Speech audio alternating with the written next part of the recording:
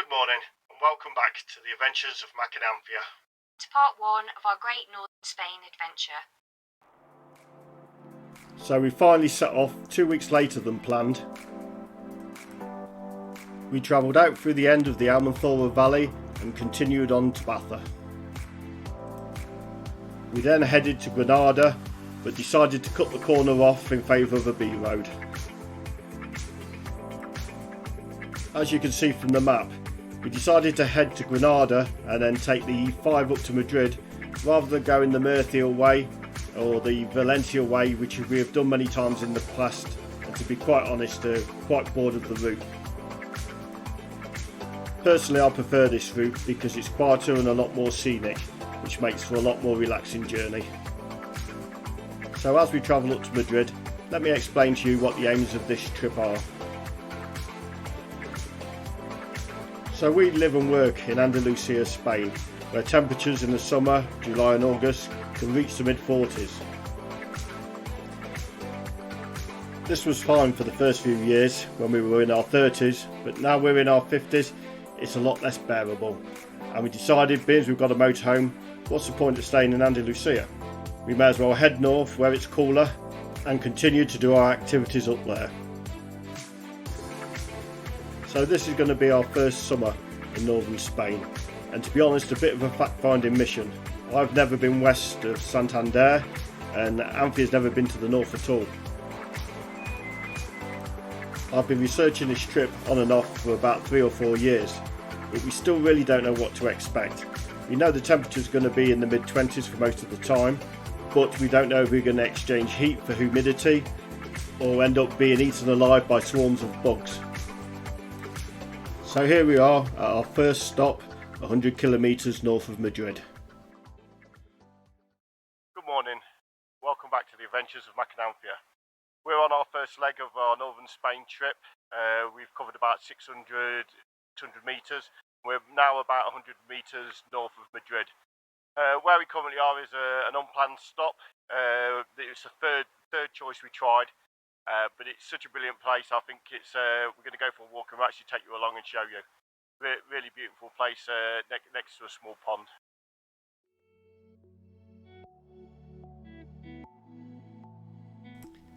This unplanned stop actually turned out to be the best stop in the entire 4 weeks we were away.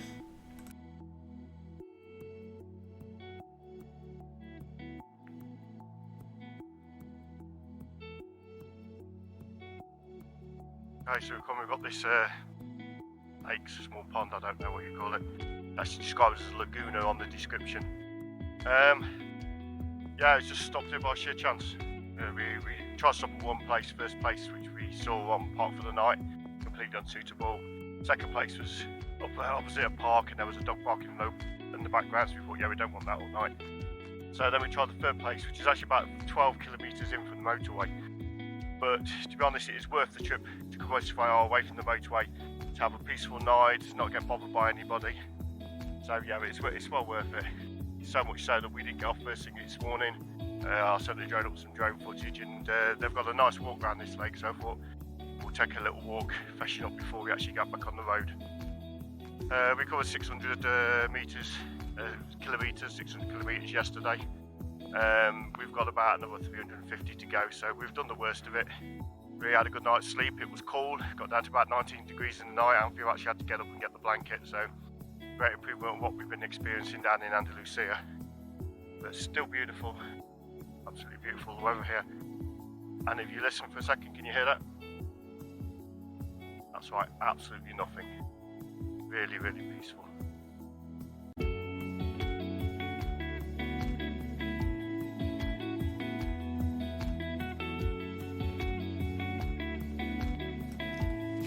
So we continued with our walk to blow out the cobwebs from the night before, so we were fresh to continue on with our journey.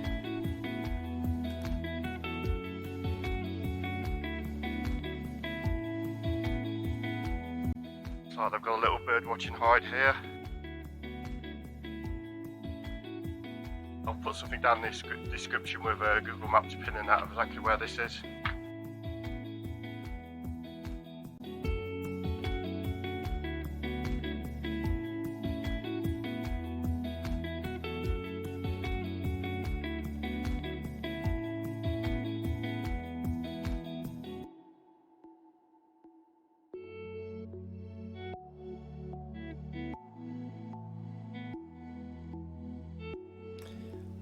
One of the funniest things on this trip was we just couldn't get our head round the fact that there was cows.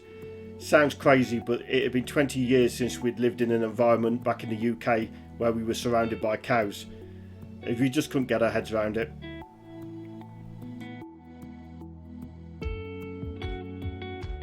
And from here you can see where we were parked. We parked as far away from the bins as we could to get any noise. Although, to be honest, between sort of daybreak and 8 o'clock, I heard 3 cars go by, and it's not the sort of road you can really go fast on anyway, so they didn't make a lot of noise, didn't really disturb us. Anything I really heard other than that were the bells on the cows' necks, which is sort of very quiet in the background, so it didn't bother me.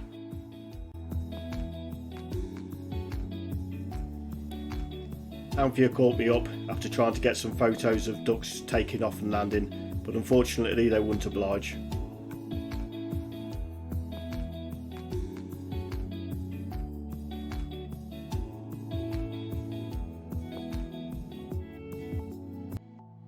Okay, that's a quick walk, quick look around.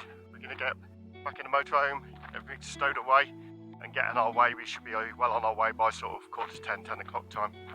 Cover the last sort of 350 kilometres to our first stop that we've actually planned.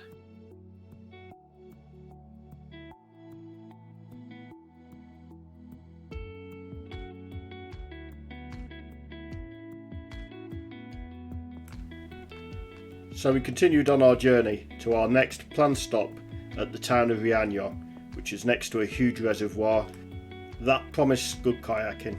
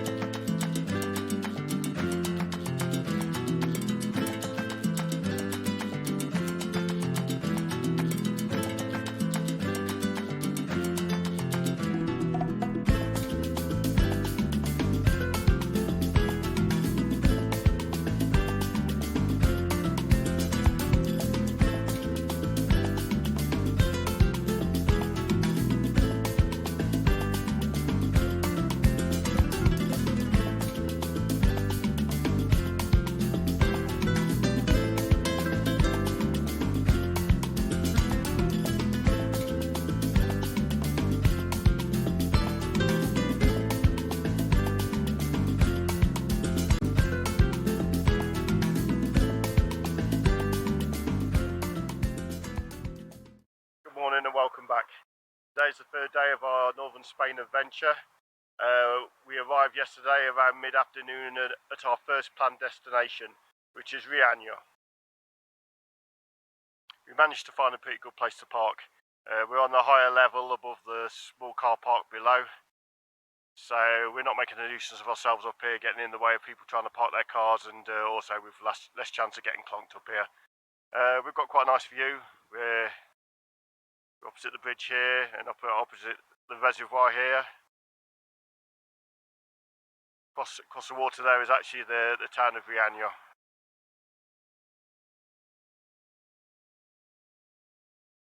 Okay, so there's a view of the bridge over the reservoir. Over there is the small of the town of Rianho, actually the new town of Rianho. The old town, I'll give you one guess where that is. Yep, that's right, underneath there.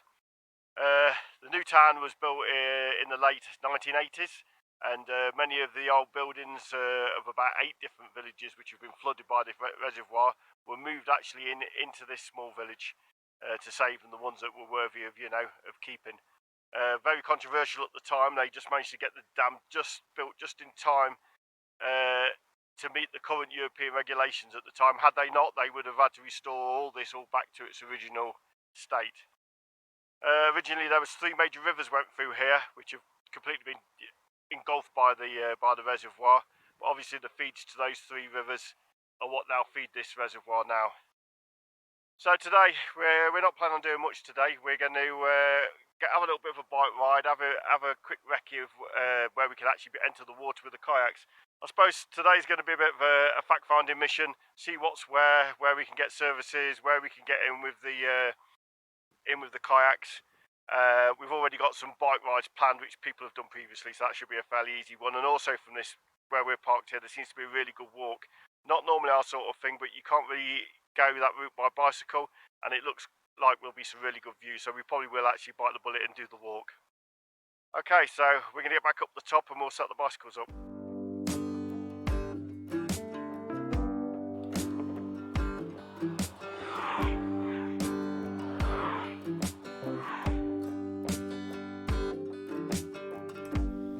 So we got off onto our bicycle ride. Our first task was to find an alternative parking spot.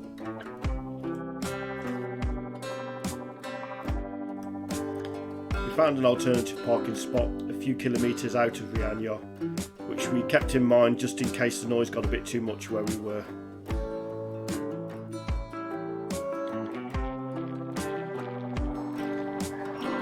After that, we turned back round and made our way back to Rianho to explore.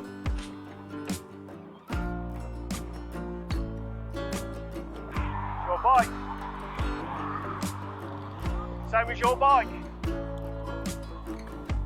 Yeah, same as your motorbike. We first checked out the motorhome parking spot on the other side of the reservoir, then we continued on along the road out of Rianho, which was the original road we came in on. Soon we came upon this beautiful parking spot where we stopped for a spot of lunch and tried out our new camping chairs.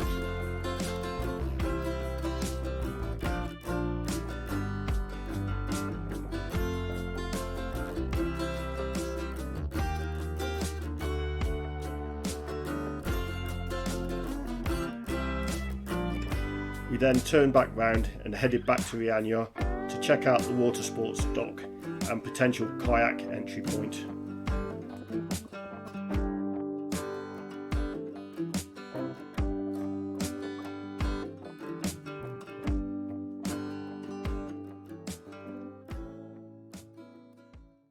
Good morning, it's day 4 of our northern Spain trip.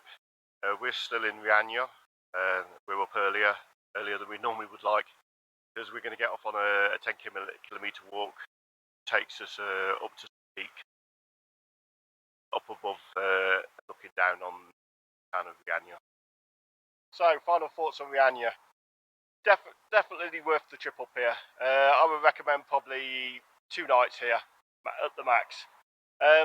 It's worth doing it just for the walk alone. There's beautiful views, there's plenty of places to park for free.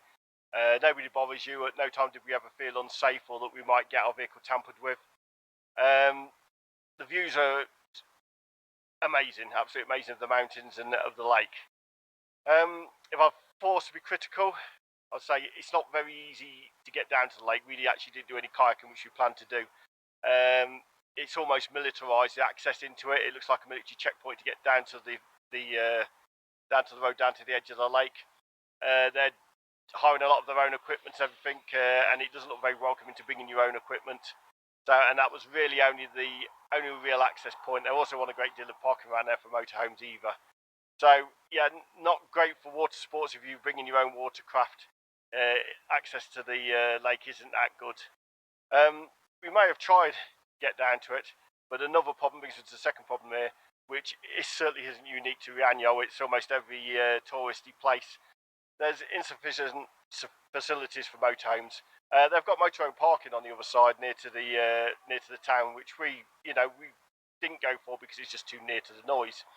But there's toilets there, but there's no service point for motorhomes. How hard is it to put a drain in to black waste, grey waste, and a water tap?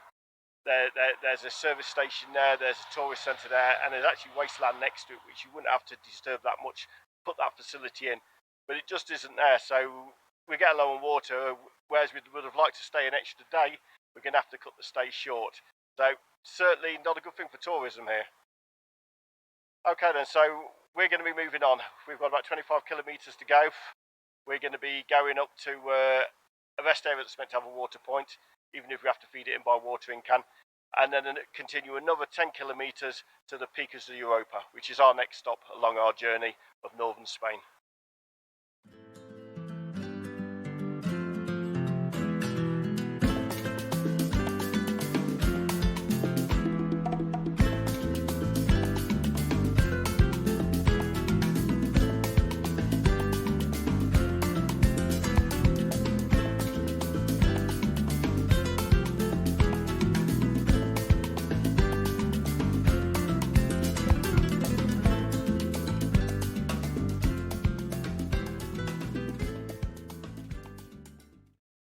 Okay, so we've arrived at our rest area where we're here to collect water. Unfortunately, this is our water source. Not the end of the world. It takes about 3 minutes to fill a watering can. We always carry a watering can and keep topping up whenever we get the opportunity, rather than wait until we're completely run out and then go on a search with a hose pipe to try and find water. I suspect up here sources for water which you can connect with a hose are probably few and far between. Okay, so in about 3 minutes it's time to fill one of those and then take it just across the road there. We've had a bit of breakfast, we're going to fill up with the water. I managed to empty the black water in the toilets at the service station. They had access from the outside, so I did a sort of a stealth job and quickly emptied the actual black water out there. So we'll get this filled up. I think we may as well just stay and get this filled up with water in cans, and then we'll get on to our next stop, which is going to be our stop for the night. Okay, we've finished our unplanned stop off for water. In the end, I ended up putting about 7 watering cans into the motorhome, which is about 70 litres. We then both had a couple of good showers, and then I put another 2 watering cans in again just to top it right up to the top. We're going to be out sort of in the middle of nowhere for a few days, so we've got enough supplies easily for 4 days now. So our next stop off is going to be the Picos de Europa, where we're going to explore that for a couple of days, and then we'll be travelling up right up to the coast, the northern coast, so there'll be a lot more amenities up there, so we should be able to top up with water and empty black and grey tanks easily. Just turning around here, yet another cow's come out of the undergrowth on cue. I think that's going to be quite a common thing on this trip. Good morning and welcome back. We're on day 5 of our northern Spain trip, and we're at our second planned destination. We stopped on a campsite last night. Not really for us, but it's the only alternative where we are now. There used to be other wild parking spots, but have now been removed. We're on our actual second planned activity. We're going up into the mountains, the Picos de Europa. The scenery on this ride was absolutely stunning, but unfortunately this turned out to be quite a stressful day, with various problems along the way. With routes closed to bicycles and Anthea's bicycles struggling with the sheer incline of the hills coming back up the valley. Okay, so that's scuppered our plans there. No bicycles. By the end of our stay here, we were pretty fed up with it. No bicycles, no motorhomes, no drones, no wild parking. To be honest, there was very little that you could do here but walk. Now a month has gone by and we've had time to reflect on our stay at this location. We do feel we were a little hard on it. I don't think our expectations were too high, I just think we had the wrong expectations. So we left Posada and continued on to our next location.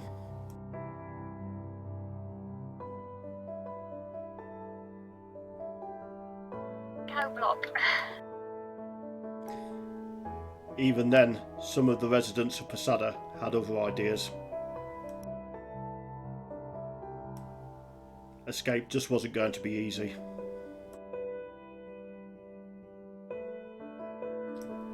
We do plan to return to Posada in the future. Bite the bullet, tolerate the campsite, which really wasn't that bad as campsites go.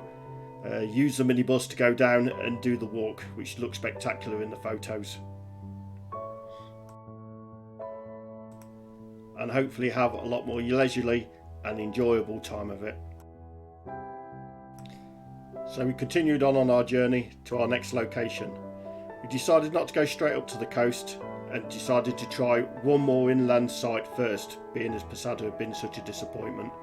We just didn't feel that we'd done enough inland, and we wanted to have at least one enjoyable bike ride before we started taking in the coastal areas. As we travelled along, we discussed what supplies we had, in particular food supplies, and realised we really could do with making a stop near a major city or town along the way before we got into the middle of nowhere again to stock up on food.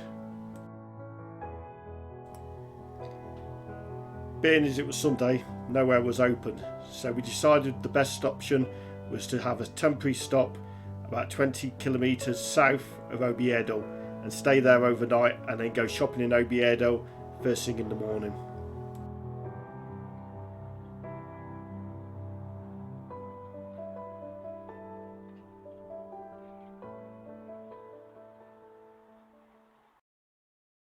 So we've arrived at one of our unplanned stops. We drove as far as we wanted to drive, and then we looked on the popular night to see anything nearby. We stopped at one place, but it had a train line running next to it. Probably wouldn't have been a bother, but I saw one a bit further on, which was out into the countryside a little bit, and that's where we are now. We've just come through a small town out the other side, and I think we're parked near a mining museum. Quite impressed in this area, the amount of facilities for motorhomes.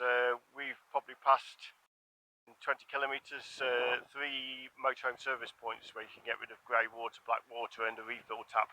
It doesn't take a lot of effort for the authorities to put in there or put a bit of parking on the edge of a town, but it seems to be beyond a lot of them. Anyway, we seem happy here, seems relatively quiet. We were just thinking we're going to have to go into Oviedo tomorrow and find a supermarket. Well, as we come through this little town, we've just passed a Mercadona, so that's brilliant. We'll leave here in the morning. We'll go down to the supermarket, get a few supplies. We can miss Oviedo completely and then go to our next planned stop with our next planned activity. Good morning and welcome back to our Northern Spain adventure. Today is day 7. This is an unplanned stop you can see behind me. Just an overnight stop. I'd like to thank the local authority here in, just check the name, Langreo. Local authority in Langreo for this wonderful overnight motorhome stop with facilities for empty wastes, water and rubbish. So yeah, excellent free facility here, 11 spaces. So today we're moving on to Proaza for our next set of activities we're going to be doing. So we did a full shop at Mercadona, only 1 kilometre away from where we were parked, and then continued on to Proaza.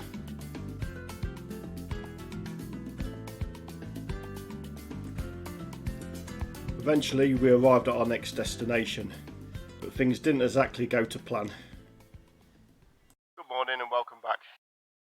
We're on day 8 of our Northern Spain adventure, and we're at a reservoir called the Reservoir of Valdemurio. We're not where we're meant to be. We were meant to be stopping a bit further up the road at Proaza.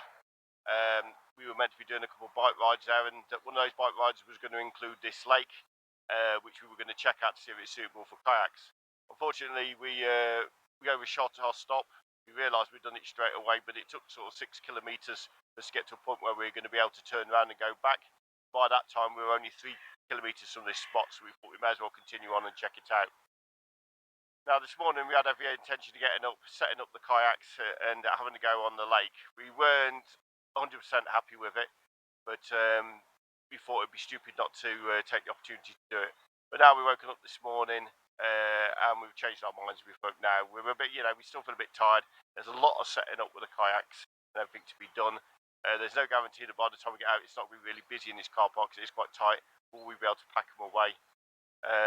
So I'll quite take you over and show you a bit of the obstacles we've got for doing this. Okay, so as you can see, we've managed to wedge the motorhome in. It is the best place to get it in without causing annoyance for people who need to use the parking down here. You'll last stay here for 48 hours, which I think is more than reasonable, to be honest. The last thing you want is a car park full of motorhomes and nobody can use it to use the facilities. As you can see, it looks like we're up hitting at the bank there, but we haven't. All I've done is push the bikes as far back as we dare into the undergrowth to leave maximum room in front of the motorhome. Okay, so the problem we've got, we'd have to pull the motorhome forwards. We keep all our kayaking gear in this locker down below here. Those stinging nettles are, so we'd have to pull the motorhome forwards. We would have to settle around here first, and chances are by the time we got back there'd be a car parked here or something. So it would have made things difficult, and like I said, there's quite a lot of setting up involved doing the kayak. So I think we're going to bid it today and go back up to where we were originally meant to be and start a bike ride. Okay, so we've arrived at our new location. It only took us about 5 minutes to get here. It was lovely by the lake, but I regret probably not parking here last night. It's empty all barring a car. We've parked right over into the corner over there, out of the way so as not to cause a nuisance to anybody. A little bit near the road here, but this is the same road we were next to last night, and after 10, 11 there was no traffic. I don't think I even heard a car in the night go by till it was sort of going to work time this morning, and then there was only a very few. Okay, so here we are on the corner here, out the way, shouldn't bother anybody. A little bit of an access, they could still get through there if they really wanted to, but once we've got the bicycles off, back that up just a little bit more. Let's walk through here. Look at this. What a lovely little area, look. Just behind the motorhome. Lovely. Oh, this is going to be nice. We could even sit in it, but have our breakfast here tomorrow morning. Okay, there we go. This looks like the entrance onto the Sender del Osso. The signs up there, top of the slope. Incidentally, we're maybe 1,000 kilometres away from home, but this is actually a beer birthday. If you've seen our previous videos, we regularly go on a beer birthday at the bottom of our road below the village. This again, here is another beer birthday. If you haven't seen my previous videos, beer birthdays are the disused railway lines that have been converted to bridleways for unmotorised vehicles. There's about 7,500 kilometres of disused railway here in Spain, and about half of that has now been converted to walkways and beer birthdays for public pleasure use. Okay, so I'm going to go back to the motorhome and have a bit of breakfast, set the bikes up, and then we'll get on our way. Okay, so we're off. Coming up in part 2, 2 brilliant bicycle rides along the Sender del Osso. And another Widowmaker trail for me, and a sheer day of hell. We finally make it to the coast and park in some magnificent coastal areas and explore beautiful old fishing villages. So all that remains to do is to thank you for watching. Please hit subscribe so you don't miss part 2, and I'll see you next time.